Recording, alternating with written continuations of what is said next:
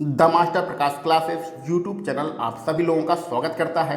इस video lecture में हम लोग उत्तर प्रदेश एडेड विद्यालय जूनियर शिक्षक भर्ती 2021 के लिए प्रैक्टिस सेट सॉल्व करने वाले हैं। ये जो प्रैक्टिस सेट होगा वो आपके सामान्य ज्ञान के अनिवार्य प्रश्न पत्र 50 नंबरों का प्रैक्टिस सेट है। ये आपका प्रैक्टिस सेट घटना चक्र की बुक से लिया गया है। तो यदि आप प्रश्नों को डिटेल में पढ़ना चाहते हैं, प्रश्नों की पूरी व्याख्या को जानना चाहते हैं, तो इस घटना चक्र की बुक को आप अपने नज़दीकी बुक स्टोर से खरीद सकते हैं। प्रैक्टिस सेट स्टार्ट करने से पहले दो बातों का विशेष रूप से ध्यान रखना आवश्यक है। पहला, आपके पास एक कॉपी और पेन होना चाहिए। उस कॉपी पर 1 से लेकर 50 तक नंबर लिखे होने चाहिए। जो प्रश्न आपके सही हो जाएंगे उस पर सही का निशान, जो प्रश्न आपका गलत होगा उस पर आप गलत का निशान लगा लीजिएगा, जिससे आपको पता चलता रहेगा कि इस टोटल 50 नंबरों में मेरे कितने नंबर आ रहे हैं। इसके अलावा आपको करना ये है कि जब हम लोग प्रैक्टिस सेट सॉल्व करेंगे तो सिर्फ प्रश्नों को ही पढ़ेंगे, उसके विकल्प को नहीं पढ़ेंगे। विकल्प आपको पढ़ना है और 5 सेकंड के अंदर आपको आंसर देना है। 5 सेकंड के बाद यहाँ से मतलब मेरे द्वारा ये आंसर बताया जाएगा, उससे पहले 5 सेकंड के अंदर आपको आंसर देने की कोशिश करना है। तो चलिए इन्हीं टर्म्स एंड कंडीशंस के आधार पे हम लोग अपना प्रैक्टिस सेट स्टार्ट करते हैं। यदि आप ऐसा काम प्रैक्टिस सेट लगाते समय नहीं करेंगे तो प्रैक्टिस सेट देने का कोई भी मतलब नहीं रह जाता है। ठीक है, तो चलिए आज का हम लोग अपना पहला प्रश्न स्टार्ट करते हैं। आज का हमारा पहला प्रश्न है, विटामिन ई का महत्वपूर्ण स्रोत निम्नलिखित में से कौन सा है। तो सबसे पहले आपके विज्ञान के ही प्रश्न आ रहे हैं और विज्ञान में आपका पहला प्रश्न है कि विटामिन ई का महत्वपूर्ण स्रोत कौन सा है, ये आपको बताना है। आपके पास 5 सेकंड का समय है। सारे विकल्पों को ध्यान से देख लीजिए, उसके बाद आंसर बताने की कोशिश करिए। तो इसमें सही आंसर रहेगा ऑप्शन नंबर सी, गेहूं अंकुर का तेल। यानी जो अंकुरित गेहूं होता है, अगर हम लोग उसका तेल निकालें तो वह विटामिन सी का महत्वपूर्ण स्रोत होता है। ठीक है, तो यहाँ पर सब तेल के ही बारे में दिया गया है, इसलिए अंकुरित गेहूं का जो तेल होता है वो विटामिन ई का महत्वपूर्ण स्रोत होता है। इस चीज़ को आप विशेष रूप से ध्यान दीजिएगा। वैसे आप गेहूं को अंकुरित करके खाएंगे तो भी आपको विटामिन ई प्रचुर मात्रा में मिलता है। आगे बढ़ते हैं अपने दूसरे नंबर के प्रश्न पर। मानव रक्तदान के लिए कौन सा रक्त समूह सार्वत्रिक दाता यानी यूनिवर्सल डोनर का काम करता है। तो आज के प्रश्न बहुत ही आसान मुझे लग रहे हैं और उम्मीद है आप लोगों से ज़्यादा नंबर आएंगे। तो आपको बताना है यूनिवर्सल डोनर कौन सा है, सार्वत्रिक दाता किसे कहते हैं। तो इसका सही आंसर रहेगा ऑप्शन नंबर बी, ओ समूह। जो ब्लड ग्रुप ओ होता है उसे हम लोग सार्वत्रिक दाता या अथवा यूनिवर्सल डोनर कहते हैं। आगे बढ़ते हैं तीसरे नंबर के प्रश्न पर। मिर्च की तीक्ष्णता का क्या कारण होता है, यानी मिर्च का जो तीखापन होता है वो किसके कारण होता है, यही आपको बताना है। विकल्प को ध्यान से देखिएगा। चलिए इसका आंसर बताते हैं। इसका सही आंसर रहेगा option number B, capsaicin. Capsaicin जो होता है, कैप्सेसिन किस में होता है, मिर्च में होता है और इसी के कारण मिर्च का तीखापन होता है। कैप्सेसिन के कारण ही मिर्च का तीखापन होता है। आगे बढ़ते हैं अपने चौथे प्रश्न पर। भारत में पंचायती राज व्यवस्था का शिल्पीकार किसे कहा जाता है। भारत में पंचायती राज व्यवस्था का शिल्पीकार कौन है, ये आपको बताना है। इसका सही आंसर रहेगा option number C, B R Mehta. B R Mehta को भारत में पंचायती राज व्यवस्था का शिल्पीकार कहा जाता है। 5वें नंबर पर चलते हैं। निम्नलिखित में से कौन पंचायतों की संरचना के संबंध में उपबंध करने को अधिकृत है। उपबंध का मतलब होता है नियम। ठीक है, तो किसके संबंधित, पंचायतों की जो संरचना है उससे संबंधित जो नियम होते हैं उसको बनाने के लिए कौन अधिकृत है, ये आपको बताना है। यानी पंचायतों के नियम को कौन बना सकता है, यही आपको इस प्रश्न में बताना है। विकल्पों को ध्यान से देखिएगा, नहीं तो गलत होने की संभावना इस प्रश्न में ज़्यादा है। तो इसका सही आंसर रहेगा ऑप्शन नंबर बी, राज्य का विधानमंडल पंचायतों की संरचना के संबंध में उपबंध बनाता है। ठीक है, आगे बढ़ते हैं अपने 6वें नंबर के प्रश्न पर। भारत में नागरिकों के मौलिक अधिकारों में संशोधन करने का अधिकार किसे है? यदि मौलिक अधिकार में संशोधन किए जाएं जो कि भाग 3 में दिया गया है तो कौन कर सकता है, ये आपको बताना है। बहुत ही आसान सा प्रश्न है आपके पॉलिटी का। तो इसका सही आंसर रहेगा ऑप्शन नंबर सी, संसद। भारत में मौलिक अधिकार को संशोधन करने का अधिकार सिर्फ और सिर्फ संसद को ही प्रदान है। आगे बढ़ते हैं अपने अगले प्रश्न पर, 7वें नंबर के प्रश्न पर। भारत में पहला दंत चिकित्सा महाविद्यालय कहाँ पर स्थापित किया गया था? भारत का पहला दंत चिकित्सा महाविद्यालय कहाँ पर स्थापित किया गया था? विकल्पों को ध्यान से पढ़कर आंसर बताने की कोशिश करिएगा। तो जो भारत का पहला दंत चिकित्सा महाविद्यालय था वो ऑप्शन नंबर ए, कलकत्ता में स्थापित किया गया था। ठीक है, आगे बढ़ते हैं अपने 8वें नंबर के प्रश्न पर। निम्नलिखित में से कौन सा जीव अपनी त्वचा से सांस लेता है? अपनी त्वचा से कौन सा जीव सांस लेता है, ये आपको बताना है। बहुत ही महत्वपूर्ण प्रश्न है। तो इसका सही आंसर रहेगा ऑप्शन नंबर बी, मेढक। मेढक जो सांस लेता है वो कहाँ से लेता है? अपनी त्वचा से लेता है। ठीक है, 9वें नंबर पर चलते हैं। कसौली नामक पर्यटक स्थल जो है भारत में किस राज्य में? किसके बारे में बताना है? कसौली के बारे में बताना है। ये एक पर्यटक स्थल है, वो ये किस राज्य में है, यही आपको बताना है। तो इसका सही आंसर रहेगा option number D, Himachal Pradesh. Himachal Pradesh में कसौली स्थित है। ठीक है, आगे कुछ पुस्तकों के बारे में पढ़ते हैं। देखिए, हर प्रैक्टिस सेट में एक आपके पुस्तक से संबंधित प्रश्न मिल रहा है, यानी कि पुस्तक और उसके लेखक। ये जो टॉपिक है लूसेंट की बुक में होगा या अरिहंत की बुक में होगा, जहाँ भी आपको मिल जाए उसको आपको पढ़ लेना है। इसमें पुस्तक का नाम लिखा गया है इंडिया विंस फ्रीडम। पुस्तक के लेखक कौन है? इंडिया विंस फ्रीडम, इस पुस्तक के आपको लेखक बताना है। तो इंडिया विंस फ्रीडम, इस पुस्तक के लेखक हैं option number B, Abul Kalam Azad. Abul Kalam Azad India wins freedom इस पुस्तक के लेखक हैं। आगे बढ़ते हैं 11 नंबर के प्रश्न पर। भारतीय संविधान का कौन सा अनुच्छेद भारत की विदेश नीति से संबंधित है? भारत की विदेश नीति से कौन सा आर्टिकल संबंधित है, ये आपको बताना है। संविधान आपको बहुत ही अच्छे तरीके से पढ़ना है। कम से कम 7-8 प्रश्न संविधान के आपको मिलेंगे। तो इसका सही आंसर रहेगा ऑप्शन नंबर डी, आर्टिकल 51। अनुच्छेद 51 भारत की विदेश नीति से संबंधित है। चलिए आगे बढ़ते हैं। निम्नलिखित में से कौन राष्ट्रपति के प्रसाद पर्यंत अपने पद पर बना रह सकता है? यानी कहने का मतलब है कि राष्ट्रपति के प्रसाद पर्यंत अपने पद को कौन धारण करता है या अपने पद पर कौन बना रहता है? चारों विकल्पों को ध्यान से देखिएगा और इन चारों विकल्पों में सबकी नियुक्ति राष्ट्रपति के द्वारा किया जाता है। तो राष्ट्रपति की इच्छा अनुसार अपने पद पर कौन काम कर सकता है? ऑप्शन नंबर डी, भारत का महान्यायवादी। भारत का महान्यायवादी राष्ट्रपति के प्रसाद पर्यंत अपने पद पर बना रह सकता है। ठीक है, आगे बढ़ते हैं। करंट अफेयर्स का एक छोटा सा प्रश्न है। प्रधानमंत्री आवास योजना की समयावधि कौन सी है? तो जो प्रधानमंत्री आवास योजना वर्तमान समय में चलाई जा रही है वो कितने समय से कितने समय के लिए चलाई जा रही है?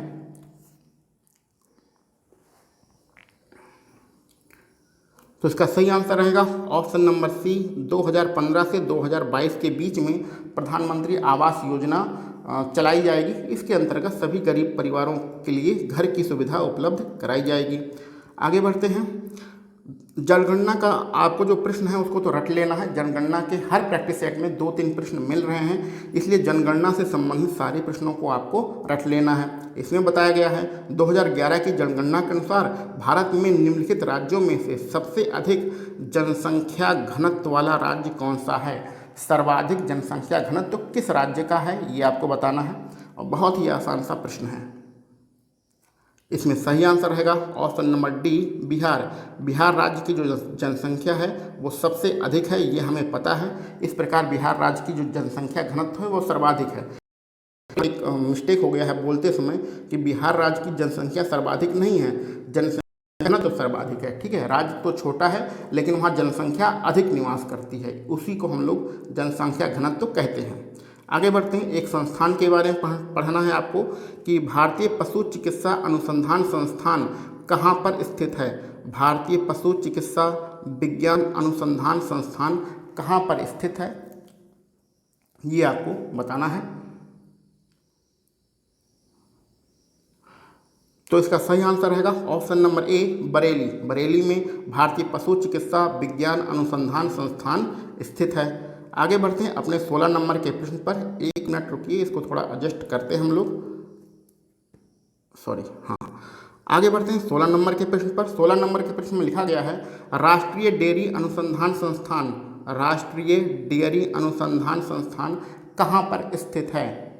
तो ये भी महत्वपूर्ण प्रश्न है। ये जो जितने संस्थान के बारे में यहाँ पर बताया जा रहा है, ये सभी आपको लूसेंट के बुक में पीछे मिल जाएंगे, या अरिहंत की आपके पास बुक होगी उसके पीछे मिल जाएंगे, उसको आप रट लीजिएगा। तो इसका सही आंसर रहेगा करनाल। करनाल में राष्ट्रीय डेयरी अनुसंधान संस्थान स्थित है। एक और संस्थान के बारे में पढ़ना है, आंतरिक सुरक्षा अकादमी कहाँ पर स्थित है। आंतरिक सुरक्षा अकादमी कहाँ पर स्थित है, ये भी महत्वपूर्ण प्रश्न है आपके लिए। तो इसका सही आंसर रहेगा ऑप्शन नंबर ए, माउंट आबू में आंतरिक सुरक्षा अकादमी स्थित है। ठीक है, चलिए आगे बढ़ते हैं हम लोग अपने 18वें नंबर के प्रश्न पर। निम्नलिखित में से किस राज्य में राज्य के सप्तांक सिद्धांत के अनुसार राज्य का 7वां अंग कौन सा होता है। तो राज्य का एक सप्तांक सिद्धांत दिया गया है, उसके अनुसार राज्य का जो 7वां अंग होता है उसे किसे माना जाता है। विकल्पों को ध्यान से देखिएगा। तो जो राज्य का 7वां अंग होता है वो मित्र को माना जाता है। आगे हमारा जो 19 नंबर का प्रश्न है उसमें कहा जा रहा है निम्नलिखित में से कौन सा युग्म सही सुमेलित नहीं है, यानी कि कौन सा युग्म गलत है, ये आपको बताना है। ये 4 युद्ध के बारे में लिखा गया है और किसका युग्म जो है वो गलत है उसके बारे में आपको बताना है।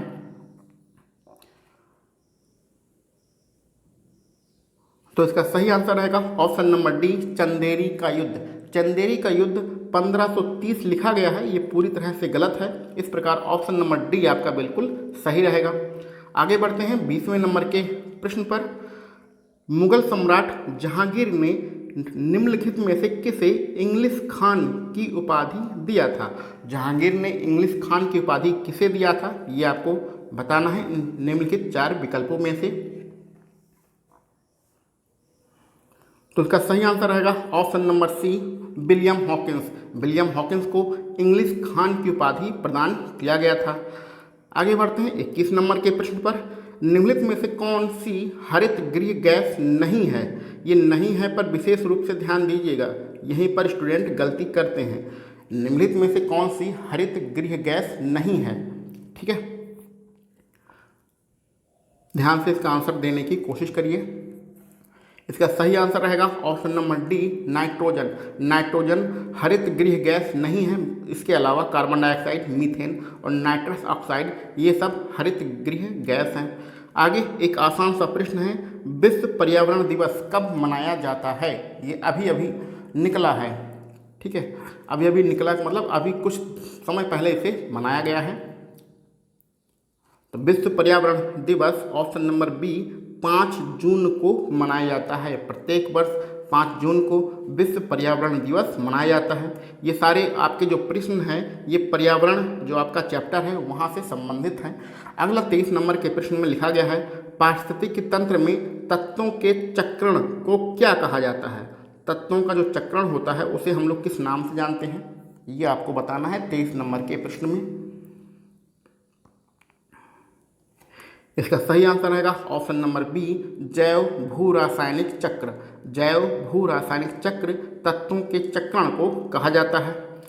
24 नंबर के प्रश्न में लिखा गया है राष्ट्रीय पर्यावरण इंजीनियरिंग शोध संस्थान कहाँ पर स्थित है।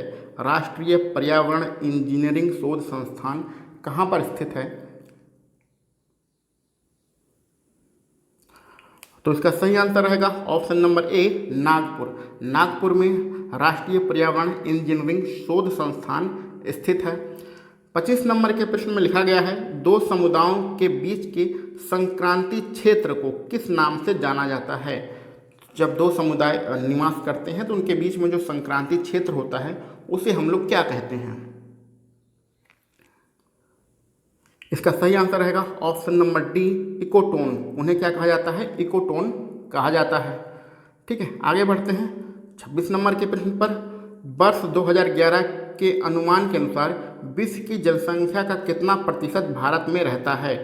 तो भारत में विश्व की टोटल जनसंख्या का कितना प्रतिशत रहता है ये आपको बताना है।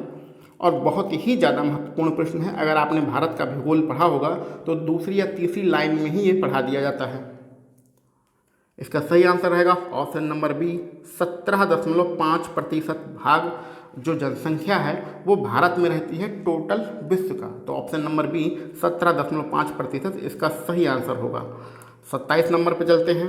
निम्नलिखित में से किस एक कांग्रेसी नेता ने प्रथम अखिल भारतीय किसान सभा में भाग लिया था? पहली बार अखिल भारतीय किसान सभा में किस कांग्रेसी नेता ने भाग लिया था ये आपको बताना है। इसका सही आंसर रहेगा ऑप्शन नंबर ए, जवाहरलाल नेहरू। ठीक है, 28 नंबर पर चलते हैं। एक पुस्तक के बारे में लिखा गया है, नाम है उसका सत्यार्थ प्रकाश। सत्यार्थ प्रकाश जो पुस्तक है उसे किसने लिखा है? बहुत ही आसान सा प्रश्न है आप सभी के लिए। इसका सही आंसर रहेगा option number D, Dayanand Saraswati. Dayanand Saraswati ने सत्यार्थ प्रकाश ये पुस्तक लिखी थी। 29 नंबर पर चलते हैं। निम्नलिखित में से किस समाचार पत्र पत्रिका में महात्मा गांधी संबंधित नहीं है? तो ये आपके समाचार पत्र और पत्रिकाओं के नाम दिए गए हैं। इसमें से ऐसी कौन सी पत्र और अथवा पत्रिका है जिससे महात्मा गांधी संबंधित नहीं है?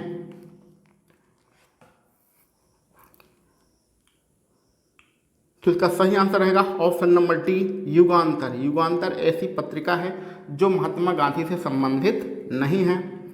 30वें नंबर पर चलते हैं। निम्नलिखित में से किसने अखिल भारतीय हरिजन सेवा संघ की स्थापना 1932 में किया था? अखिल भारतीय हरिजन सेवक संघ की स्थापना 1932 में किसने किया था ये आपको बताना है। विकल्प ध्यान से देखिएगा, कंफ्यूज मत होइएगा। तो अखिल भारतीय हरिजन सेवक संघ ये नाम सुनकर बहुत से लोग BR अम्बेडकर को निशान लगाने की कोशिश करेंगे, लेकिन ये पूरी तरह से आपका गलत हो जाएगा। इसमें सही रहेगा option number B, Gandhi. Mahatma Gandhi ने अखिल भारतीय हरिजन सेवक संघ की स्थापना 1932 में किया था। 31 नंबर पर चलते हैं। निम्नलिखित में से जो पर्वत श्रेणियां हैं वो सबसे पुरानी पर्वत श्रेणी कौन सी है? यानी कि भारत की सबसे पुरानी पर्वत श्रेणी है वो कौन सी है ये आपको बताना है इस 31 नंबर के प्रश्न में। तो इसका सही आंसर रहेगा option number A, Aravalli. Aravalli जो पर्वत श्रेणी है वो भारत की सबसे प्राचीन पर्वत श्रेणी है। 32 नंबर के प्रश्न पर देखते हैं। निम्नलिखित में से कौन सा शहर कर्क रेखा के सबसे निकट है? ठीक है, तो ये जो 4 विकल्प हैं इन चारों विकल्पों में से कर्क रेखा के सबसे नज़दीक कौन सा शहर है ये आपको बताना है। तो इसका सही आंसर रहेगा ऑप्शन नंबर ए, जबलपुर। इन चारों विकल्पों में जबलपुर कर्क रेखा के सबसे नज़दीक है। आगे एक छोटा सा और बहुत ही आसान सा प्रश्न है कि पीली क्रांति भारत में किसके उत्पादन से संबंधित है? पीली क्रांति का संबंध किससे है ये आपको बताना है। इसमें कुछ लोग कंफ्यूज होंगे ऑप्शन नंबर बी और डी में, तिलहन उत्पादन और दलहन उत्पादन में कंफ्यूज होंगे, लेकिन ध्यान रखिएगा इसका जो सही आंसर रहेगा ऑप्शन नंबर बी रहेगा। तिलहन उत्पादन से पीली क्रांति संबंधित है। आगे बढ़ते हैं 34 नंबर के प्रश्न पर। शहतूत रेशम का अग्रणी उत्पादक कौन सा भारतीय राज्य है? यानी कि शहतूत जो रेशम होता है उसका सर्वाधिक उत्पादन किस भारतीय राज्य में होता है?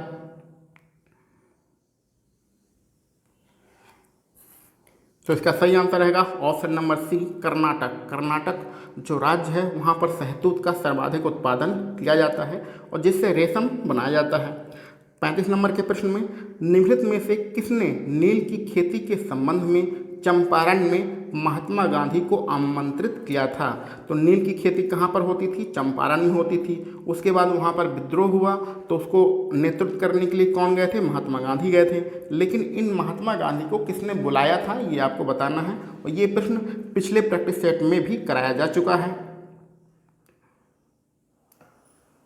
तो इसका सही आंसर रहेगा ऑप्शन नंबर सी, राजकुमार शुक्ल। राजकुमार शुक्ल ने चंपारण में महात्मा गांधी को आमंत्रित किया था। आगे बढ़ते हैं 36 नंबर के प्रश्न पर। निम्नलिखित में से कौन उग्र राष्ट्रवादी नेता नहीं था? तो हम लोग जानते हैं जो कांग्रेस थी वो उग्र दल और नर्म दल, दो दलों में विभाजित थी। तो इन चार विकल्पों में कौन उग्र राष्ट्रवादी नेता नहीं है, यही आपको बताना है। तो इसका सही आंसर रहेगा ऑप्शन नंबर डी, जी के गोखले। जी के गोखले जो साहब थे वो उग्र दल के नेता नहीं थे। आगे 37 नंबर के प्रश्न पर चलते हैं। वर्ल्ड ट्रेड संगठन कहाँ पर स्थित है? यानी जिसको हम लोग वर्ल्ड ट्रेड ऑर्गेनाइजेशन WTO कहते हैं, इसका मुख्यालय कहाँ पर है, ये आपको बताना है। तो वर्ल्ड ट्रेड संगठन WTO वर्ल्ड ट्रेड ऑर्गेनाइजेशन का जो मुख्यालय है वो ऑप्शन नंबर बी, स्विट्जरलैंड के शहर जेनेवा में है। ठीक है, आगे बढ़ते हैं 38 नंबर के 38 नंबर के प्रश्न पर। ये अब आपके जो प्रश्न हैं ये करंट अफेयर्स के प्रश्न आ रहे हैं। तो नवंबर 2020 में किस भारतीय को अंतर्राष्ट्रीय डेयरी फेडरेशन IDF के बोर्ड में सर्वसम्मति से चुना गया? यानी कि अंतर्राष्ट्रीय डेयरी फेडरेशन IDF जो है उसके अध्यक्ष कौन है, ये आपको बताना है। अध्यक्ष नहीं, उसके सदस्य कौन है, ये आपको बताना है। तो इसका सही आंसर रहेगा option number D, Dilip Rath. Dilip Rath को चुना गया था अंतर्राष्ट्रीय डेयरी फेडरेशन IDF में। 39 नंबर के प्रश्न में है, विश्व सांख्यिकी दिवस कब मनाया जाता है? सारे दिवस को आप रट लीजिए, ये आपसे बार बार पूछे जा रहे हैं। तो विश्व सांख्यिकी दिवस मनाया जाता है, उसकी जो डेट है ऑप्शन नंबर सी आपका बिल्कुल सही रहेगा। 20 अक्टूबर को विश्व सांख्यिकी दिवस मनाया जाता है। 40वें नंबर के प्रश्न में देखते हैं हम लोग क्या लिखा है।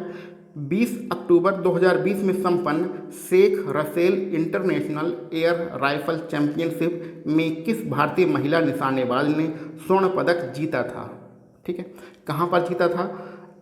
Sheikh Russel international air rifle championship में किसने स्वर्ण पदक जीता था, ये आपको बताना है।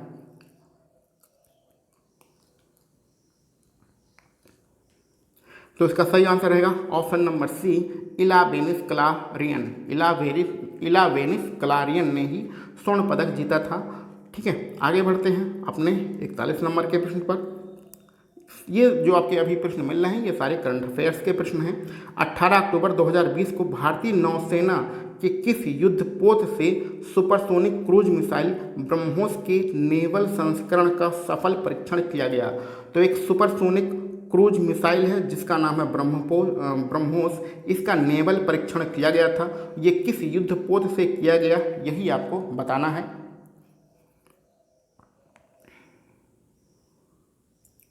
तो इसका सही आंसर रहेगा option number D, INS Chennai. INS Chennai से इसका परीक्षण किया गया था। ठीक है, 42 नंबर के प्रश्न में चलते हैं। 16 अक्टूबर 2020 को वर्ष 2020-21 के लिए किसे इंडियन बैक्स एसोसिएशन IBA का नया अध्यक्ष चुना गया? तो IBA के नया अध्यक्ष कौन है, यही आपको बताना है। तो इसका सही आंसर रहेगा option number B, Rajkiran Roy ji. IBA Indian banks association के नए अध्यक्ष हैं। ठीक है, आगे बढ़ते हैं 43 यानी कि 43 नंबर के प्रश्न पर। और 43 नंबर का प्रश्न आपके करंट अफेयर्स का प्रश्न है और ये कथन से संबंधित प्रश्न है। और हम लोग हर प्रैक्टिस सेट में बता रहे हैं कि आप लोग को IAS PCS की तैयारी नहीं करनी है, आपको एक सिंपल सा कौन सा पेपर देना है, जूनियर शिक्षक भर्ती का परीक्षा देनी है। तो ऐसी कंडीशन में जो करंट अफेयर्स के जो कथन वाले प्रश्न होते हैं ये बहुत ही खतरनाक होते हैं, क्योंकि आपको सारी संस्थाओं के बारे में, उनकी क्या योजनाएं चल रही हैं, उनमें क्या क्या उद्देश्य हैं योजनाओं के, वो सब पढ़ना पड़ता है। तो इतने डिटेल में आपको करंट अफेयर्स पढ़ने की ज़रूरत नहीं है, आप पीसीएस का एग्ज़ाम देने नहीं जा रहे हैं। वैसे भी ऊपर हमने जो 2-3 करंट अफेयर्स के प्रश्न लगाए हैं वो वास्तव में कठिन प्रश्न हैं। इतने हाई लेवल पर आपको करंट अफेयर्स नहीं पढ़ना है, इतने हाई लेवल का करंट अफेयर्स आपके एग्ज़ाम में नहीं आएगा। अगर आता भी है तो आप उसको 1 या 2 नंबर का छोड़ सकते हैं, क्योंकि इतने हाई लेवल पर अगर आप करंट अफेयर्स पढ़ने लगेंगे तो 2-3 महीना तो सिर्फ आपको करंट अफेयर्स में ही देना पड़ेगा। आपको सिर्फ ऊपर ऊपर पढ़ के सारी महत्वपूर्ण चीज़ें जो करंट अफेयर्स में होती हैं ऊपर ऊपर पढ़ के निकल जाना है। ठीक है, उम्मीद है जो हम समझाने की कोशिश कर रहे हैं वो आपको समझ में आ रहा होगा। यानी कि जो 43 नंबर का प्रश्न है इसे नहीं करना है, और ना इस तरीके के प्रश्नों को हमें पढ़ना है, और ना इस तरीके के प्रश्नों की हमें तैयारी करनी है। क्लियर? आगे बढ़ते हैं हम लोग अपने 44 नंबर के प्रश्न पर। तो अब आप देख सकते हैं कि जो 44 नंबर का प्रश्न है ये रीजनिंग का प्रश्न है, और रीजनिंग के प्रश्नों में हमने बताया था कि जो आपके 5 या 6 या 7 प्रश्न रीजनिंग के उनके लिए हम लोग एक अलग से वीडियो बनाते हैं। तो रीजनिंग के प्रश्नों की एक अलग से वीडियो बनाई जाती है, जिससे कारण क्या हो कि जो जिन्हें ऐसे स्टूडेंट जिन्हें रीजनिंग बिल्कुल भी नहीं आती है, आज तक उन्होंने रीजनिंग के प्रश्न नहीं पढ़े हैं, वो भी उस वीडियो को देखकर रीजनिंग को समझ सकें, क्योंकि उसमें समझाना पड़ता है इसलिए समय ज़्यादा लगता है। अगर हम लोग इस सामान्य ज्ञान के प्रश्न में रीजनिंग वाले प्रश्न सॉल्व करेंगे तो वीडियो बहुत ही ज़्यादा लंबी हो जाती है, और इतनी लंबी वीडियो किसी उपयोग की नहीं होती है। तो ये जो आपके 5-6 प्रश्न हैं रीजनिंग के, इनके लिए हम लोग एक अलग से वीडियो बनाते हैं। तो आप उस वीडियो को जाके रीजनिंग के प्रश्नों को देख सकते हैं। जो 50वां प्रश्न है ये आपके उत्तर प्रदेश के करंट अफेयर्स से संबंधित है, इसलिए हम लोग इस 50वें नंबर के प्रश्न को कर लेते हैं। प्रश्न में लिखा गया है 22 फरवरी 2021 को उत्तर प्रदेश का जो बजट था वो प्रस्तुत किया गया था। कौन सा बजट? 2021 और 22 वाला। इसके अनुसार राष्ट्रीय उच्चतर शिक्षा अभियान के अंतर्गत न्यून सकल नामांकन दर वाले कितने जनपदों में मॉडल राजकीय महाविद्यालय की स्थापना की जा रही है? यानी किसकी स्थापना की जा रही है? राजकीय मॉडल महाविद्यालय की स्थापना की जा रही है। ये कितने जनपद में किया जा रहा है, कितने जिलों में किया जा रहा है, यही आपको बताना है। तो अगर आपने उत्तर प्रदेश का करंट अफेयर्स पढ़ा होगा, खासकर उसका बजट के बारे में पढ़ा होगा, तो इसका आंसर दे सकते हैं। इसका आंसर है ऑप्शन नंबर डी, 26 जिलों में मॉडल राजकीय महाविद्यालय की स्थापना की जा रही है। तो आज के लिए हम लोग अपना ये प्रैक्टिस सेट यहीं पर ख़त्म करते हैं। टोटल 50 नंबरों के में आपके कितने नंबर बन रहे हैं उसको आप कमेंट बॉक्स में ज़रूर लिखिएगा। अगर आपके कोई मित्र यूपी टेट अथवा जूनियर शिक्षक भर्ती की तैयारी कर रहे हैं तो उन्हें आप यह वीडियो शेयर कर सकते हैं। तो चलिए मिलते हैं हम लोग अपने अगले प्रैक्टिस सेट में। आप सभी लोगों को वीडियो देखने के लिए बहुत बहुत धन्यवाद।